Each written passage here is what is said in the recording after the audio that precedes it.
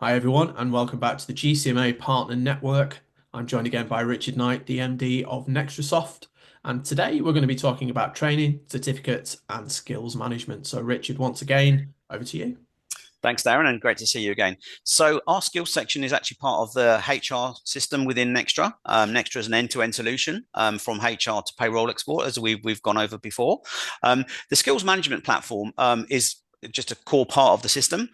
It doesn't have to be used, but once you get your an understanding of how it can be used, it's really, really powerful. So we can use it just to track staff certificates, whether it's chainsaw certificates, whether it's greenkeepers with their PA1s, PA2s, PA6s, or it's just general skills for people within your team. Whether somebody might be bar trained, they might be over 18 and can serve at the bar, they might have a barista.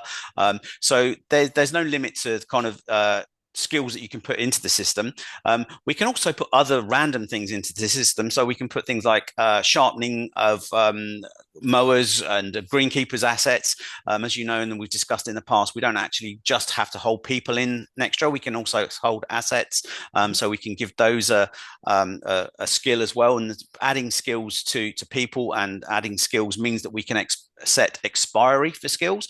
That means that the system's going to monitor and warn both managers and the staff as to when they've got a skill or a certificate that needs to be renewed. Typical one would be obviously things like health and safety, first aid certificates, chainsaw certificates.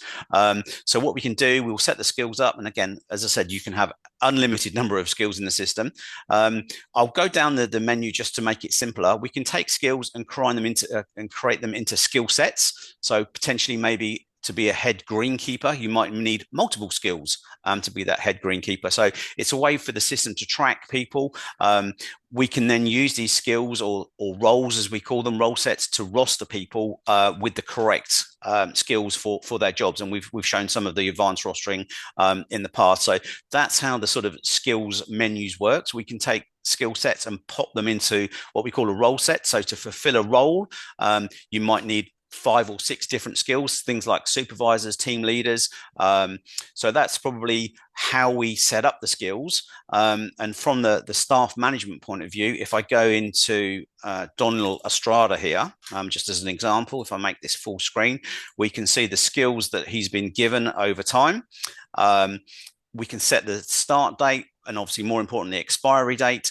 It just means that when he's got that expiry date, it'll obviously warn you as a manager and also the member of staff. The other thing that we can also see is if he's got some certificates that are uploaded in the system, we can upload a certificate. So it's creating that HR aspect of the system so that we're obviously monitoring on all our staff, making sure that we've actually got the latest certificates in the system. And that's just a case of just doing an upload from here. What that looks like from a day-to-day basis, so that was the kind of back end of the system. If we pop into the management console where we spend most of our time, from a manager's point of view, I'm going to get skills expiry warnings. Again, this is automated. I can go into here. I can see the skills that I've got or skill certificates that are expiring from my team.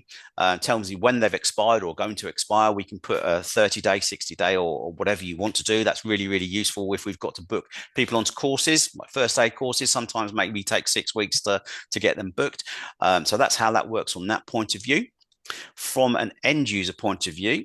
So moving on from the management screen, this is how it would look from an employee's point of view in terms of their skills. This is based on their looking on their mobile phone. It's our standard sort of dashboard that they see.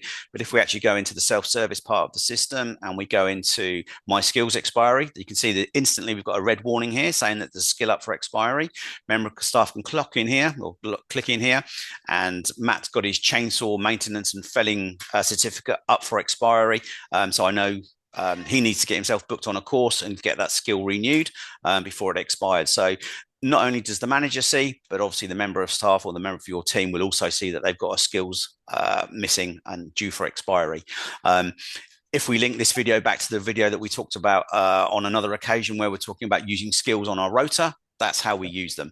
So it's really powerful. And we can obviously rota people, whether it's chefs, floor runners, baristas, or people just with relevant certificates that need to be rotated. So it's a really powerful tool. And as I mentioned, it doesn't have to be just people. It can be machinery around the course that maybe needs sharpening, booking in for a service. So it becomes a really powerful tool. So skills in Nextra is really, really easy to use. and can extend the usage of Nextra kind of beyond just using it as a rostering and payroll solution. That's fantastic. Thank you once again, Richard. I think it's really interesting that we're adding in there assets as well as the skills of people. We're also adding in assets around the club, which never even considered that as being something that we could track and keep an eye on. So once again, very powerful software, great for club management. And thanks again, Richard. And we'll see you on the next video very soon. Thanks, Darren. Bye for now.